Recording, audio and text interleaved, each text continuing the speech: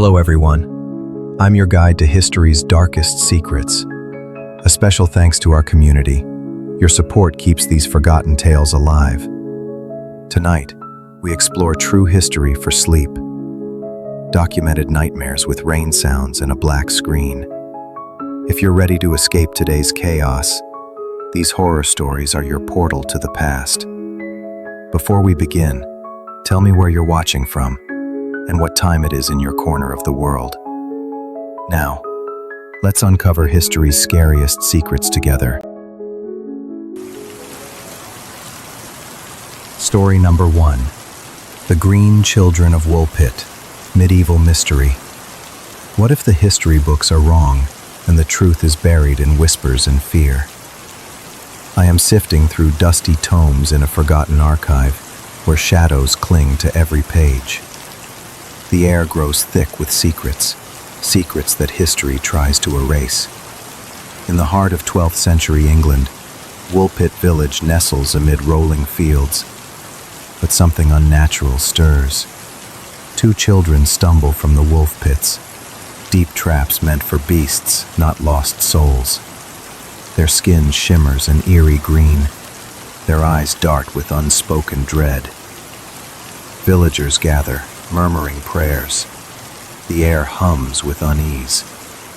I uncover William of Newborough's ancient chronicle, its ink faded but insistent. He records, "They materialized from nowhere, clad in strange garments, speaking a tongue that twisted like wind through caverns." The boy and girl refuse every morsel offered. Bread crumbles untouched, fruits wither in their grasp. Only raw green beans tempt them. They devour the pods with feral hunger, juice staining their lips. Days pass. The boy weakens, his green pallor turning ashen. He slips away silently, buried in unconsecrated ground. The girl endures. Her hue fades slowly as she adapts to mortal food. She learns fragments of English, her voice a haunting whisper. Her story unfolds like a nightmare I can't escape. "We hail from St. Martin's Land," she confesses in the faded entries. A subterranean world bathed in eternal twilight, where no true sun pierces the gloom. All life glows verdant and strange. How did they breach our realm?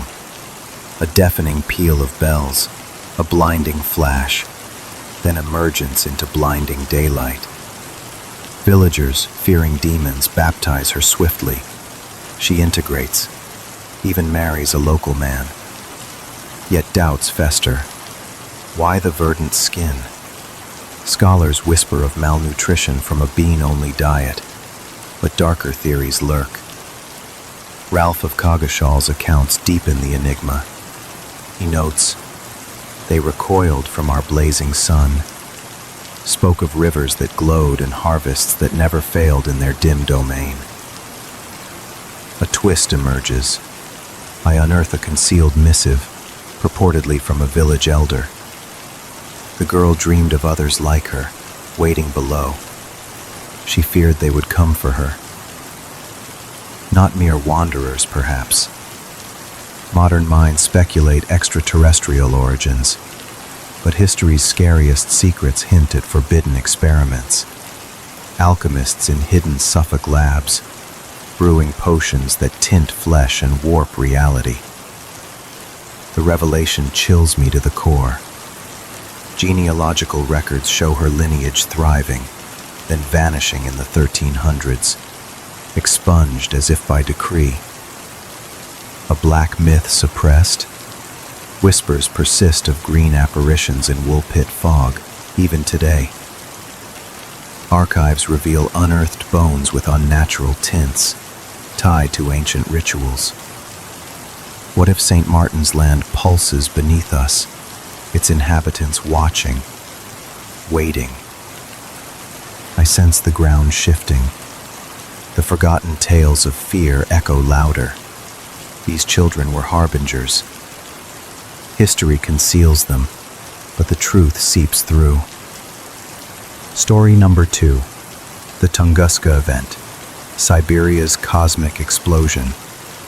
What if the history books are wrong and the truth is buried in whispers and fear?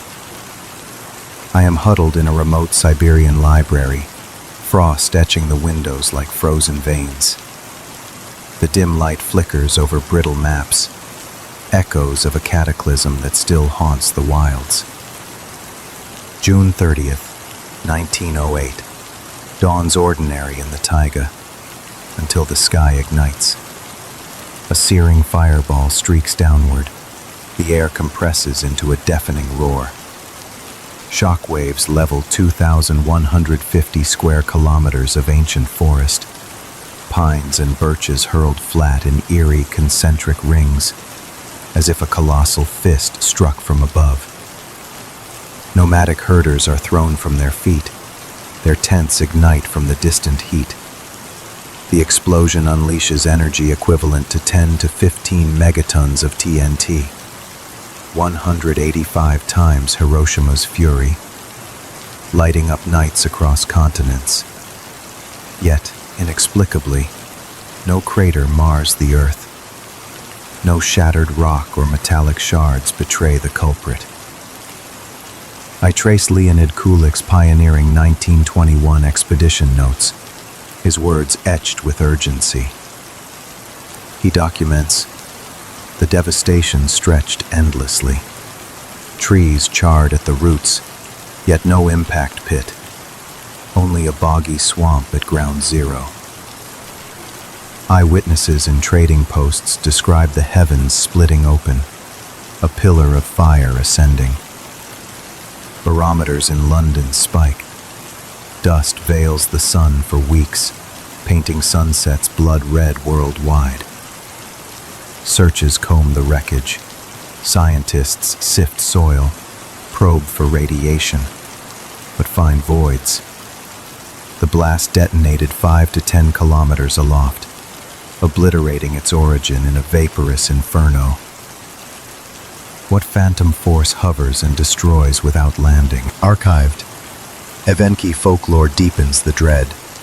A shaman's oral account, transcribed later, murmurs, the thunder god rode a burning chariot. Rivers boiled, and the forest spirits wailed as the earth trembled. Conventional theories point to a stony asteroid or icy comet, fragmenting in the atmosphere, airburst explaining the lack of debris. But anomalies persist.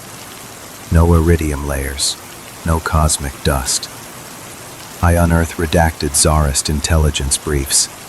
They report magnetic anomalies, compasses spinning wildly for days. A startling twist unfolds.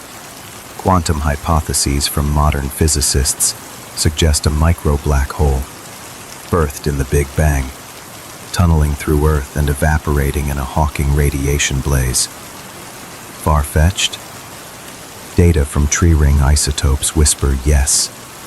The chilling revelation emerges from Cold War-era KGB dossiers, declassified piecemeal. They reveal elevated cesium and strange particulates in the peat, hints of antimatter collision, annihilating matter in a pure energy release. Or perhaps Nikola Tesla's wireless energy tests at Wardenclyffe Tower misfired, beaming destruction across the globe. Black myths swirl around vanished explorers and silenced witnesses. Today the regrown forest twists unnaturally. Locals spot ethereal glows, ghost fires dancing at night. Expeditions detect lingering seismic echoes, as if the void remembers. I shiver in the archive's chill. Tunguska isn't history, it's a harbinger. What if such cosmic intruders lurk, drawn to our world? The forgotten tales of fear resonate. The stars aren't benevolent, they're invading. Story number 3. The Vanished Lighthouse Keepers. Eileen Moore Mystery. What if the history books are wrong, and the truth is buried in whispers and fear? I am perched on the rugged cliffs of the Flannan Isles, where Atlantic gales howl like tormented souls. Salt spray stings my face as I leaf through weathered logbooks, pages that conceal a vanishing act defying reason. December 1900 grips the remote Scottish outpost of Eileen Moor. Its lighthouse stands sentinel against the raging sea. 3 keepers, James Ducat, Thomas Marshall, and Donald MacArthur, tend the flame, their routines etched in isolation. Then, abruptly, they evaporate. A relief vessel arrives on December 26th. The tower looms silent, its light extinguished. No cries echo. Only waves crash eternally.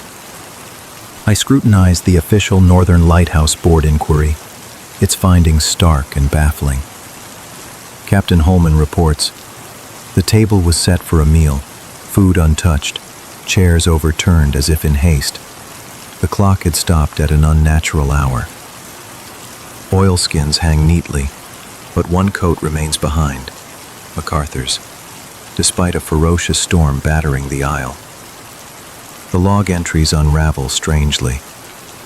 Severe winds, the likes we've never seen. God is over all."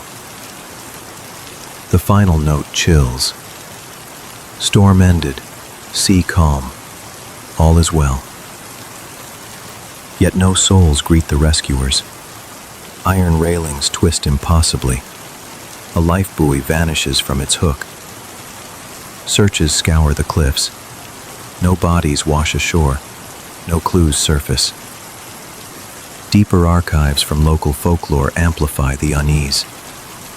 Islanders whisper of the Flannan's curse, ancient tales of blue men, luring sailors to doom. A keeper's letter, unearthed in Edinburgh records, hints at prior dread. Strange lights dance on the waves. Something watches from the deep. Theories cascade, and rogue wave, colossal and rogue, sweeping them into the abyss. Witnesses on nearby Lewis Isle spot the light failing days early, contradicting the logs. A twist sharpens. Meteorological data reveals no storm on the logged dates. The entries fabricate calm amid chaos. Were they hiding terror? The revelation plunges deeper. I discover suppressed Coast Guard memos from 1901, alleging anomalous sightings. Unidentified floating objects near the isle, glowing ethereally before the disappearance. Extraterrestrial abduction? Or psychological unraveling in isolation, driving a murderous pact? Black myths entwine with Viking legends of Selkies, shapeshifters dragging men to underwater realms. Modern sonar scans detect underwater anomalies off Eileen Moor, caves or wrecks harboring secrets. Descendants report eerie dreams. The isle remains uninhabited, its silence oppressive. I feel the wind shift menacingly. The vanished keepers aren't mere history, they're a warning. And so the archives close on history's darkest secrets, on green children from another world, cosmic explosions that defy explanation, and lighthouse keepers swallowed by the mist. These forgotten tales of fear linger in the shadows of our history, whispering through rain and time. If you felt the chill of these truths, if you question what's hidden in your own past, you're part of this story now. Like to defy the silence, subscribe to uncover more history's scariest secrets. Tell us in the comments, which mystery haunted you the most? This is history's scariest secrets and black myths, where truth is darker than fiction. Stay curious, stay afraid. Good night.